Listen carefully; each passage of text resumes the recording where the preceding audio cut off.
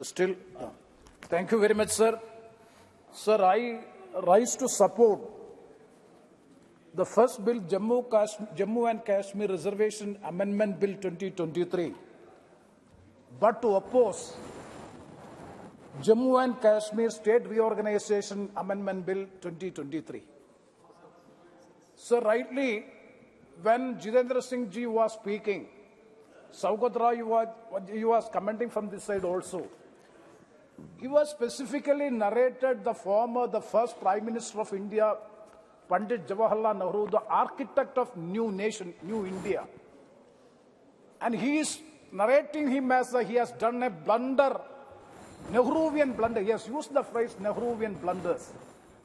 Sir, the present India, I'm not going to the details of the wonderful achievement made by Pandit Jawaharlal Nehru, the secular fabric and the secular symbol of India, who has made India in this form, and it is being as Union of India only because of Pandit Jawaharlal Nehru, and even Kashmir is still an integral part of India. That is only because of the policy enunciated by Pandit Jawaharlal Nehru, his diplomatic policy which he has adopted as far as Kashmir is concerned. Otherwise, the situation of India would have been different, because most probably the Kashmir would not have been, even the present position would not have been there as far as Kashmir is concerned. So I urge upon the Honourable Minister to withdraw that word, Nehruvian blunders, as far as this Kashmir issue is concerned. Such a observation is not expected from a responsible minister from the cabinet. It is not expected. So first of all, I would like to request the Honourable Minister kindly withdraw the remarks made by the Honourable Minister, the responsible minister, making Nehruvian blunders as far as this Kashmir situation is concerned. Sir, as far as the bill is concerned, the first bill is the Jammu and Kashmir Reservation Amendment Bill. Absolutely, it is a harmless bill, definitely. The socially and educationally backward classes has to be replaced or substituted in the place of weak and privileged classes. Fully, I agree with it, and that can be passed. There is no doubt about it.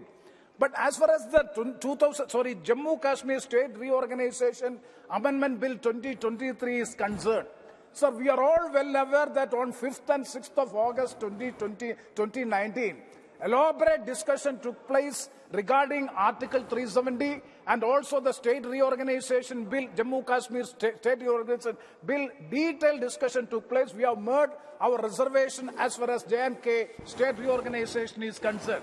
Sir, I would like to know from the Honourable Home Minister, what is the constitutional propriety of this government going for an amendment to a bill which is already been made by the Parliament, which is pending before the Supreme Court for final verdict? Sir, as far as to my limited information, it is already been, the hearing of the matter is already over. The matter is pending before the Supreme Court. We all know that a matter which is pending before the Supreme Court can never be discussed even in the House. That is the rule which is being observed by us.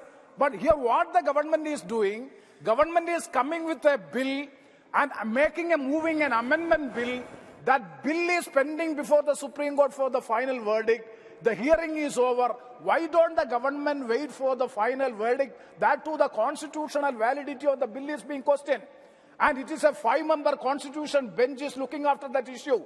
When that matter is pending, you are bringing with amendments, means it is not with bona fide intention to give reservation to the scheduled castes and scheduled tribes, and not with an intention to give the Kashmir migrants or for the displaced persons. The intention of the second bill, that is a State Reorganisation Amendment Bill, is lacking bona fides. Hence, I oppose the bill on that ground itself, because it is a matter pending before the judicial. We know the rules of practice as far as the rules and procedure and conduct of business of our Lok Sabha also. No matter which is pending before the Supreme Court can be agitated or be discussed in the House. That is the precedent, that is the convention, that is the rules, and rules of practice is there. At the same time, the government is coming with an amendment bill so as to amend a bill statute which is pending before the Supreme Court is not good, especially a constitution bench. 5-member constitution bench is agitating or looking into this constitutional validity of the bill. That is the first point which I would like to make. Sir, coming to the bill, that is Section 15A and Section 15B, two new provisions are to be incorporated other than the reservation.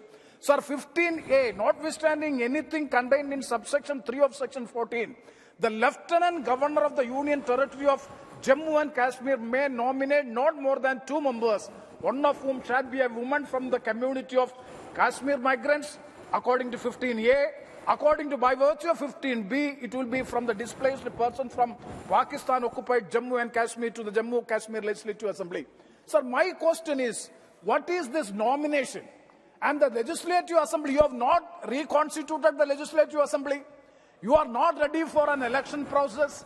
You know that the delimitation process is already complete. Almost all the formalities have already been complied. Why there is an inordinate delay in having the elections? Why the inordinate delay in reconstituting the State Legislative Assembly? Why you are providing this unfettered authority to nominate a particular person from a particular community to the Lieutenant Governor? That means this is inferring the fact that you are not going to conduct the election.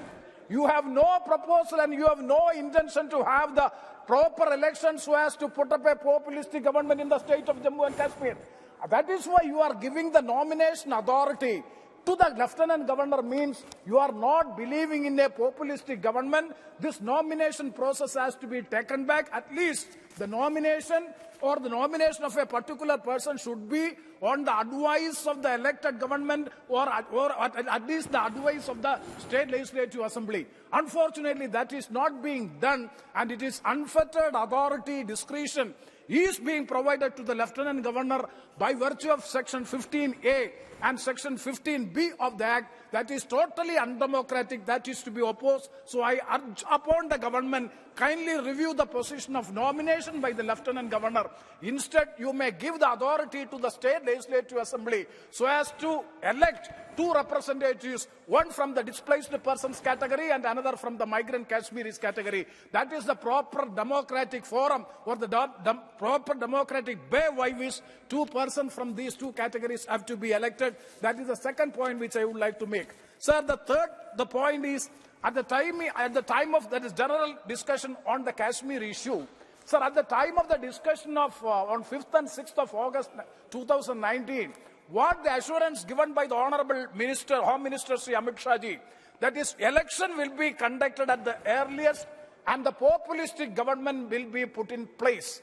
He has used the word, still I remember, at the earliest. And also there was a genuine demand from all corners of all walks of life. Everybody was demanding to get back the statehood status. That will also be considered. These are the 2 promises being made by the Honorable Home Minister. I think that the first is, at the earliest, the election will be conducted and a populistic government will be put in place in the place of this government, Lieutenant Governor. That will be done. But unfortunately, even after 5, this is 2020-23, it is fag end of the 2023 calendar year. Even after 5 years of this gap, the government, union government, is not able to reconstitute the State Legislative Assembly and to conduct the election. Then how can you win the confidence of the people of Jammu and Kashmir? That is the question. Why the government is not able to conduct the election? Why you are not able to have reconstitute the Legislative Assembly of Jammu Kashmir Union Territory? Why? Because that itself shows that you are not able to bring normalcy back in the Union Territory of Jammu and Kashmir.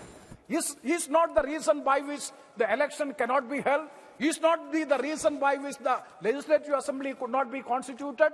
That is why we are suggesting that the normalcy has to be, yes sir, I'm concluding. The normalcy has to be brought back. Almost all the members have already cited. Recently, on commanding officer of a battalion is killed. Major is killed. 3 captains, so many police security personnel have already been killed. So you are claiming that the normalcy have come back. So at the same time, sir, last point, at the same time a new term has been spelled out by the security forces, that hybrid militancy is there. Yes, I do agree that there is no stone pelting in the Union Territory of Jammu and Kashmir, but hybrid militancy is there, is being admitted by the security personnel of the Jammu and Kashmir.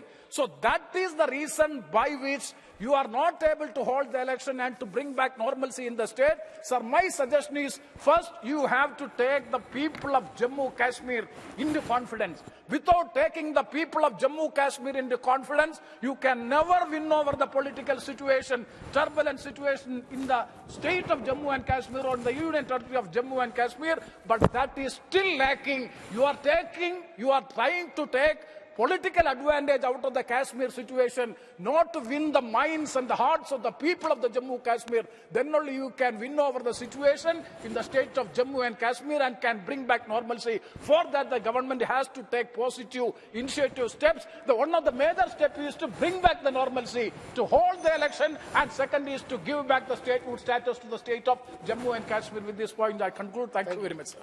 Shri Asaduddin,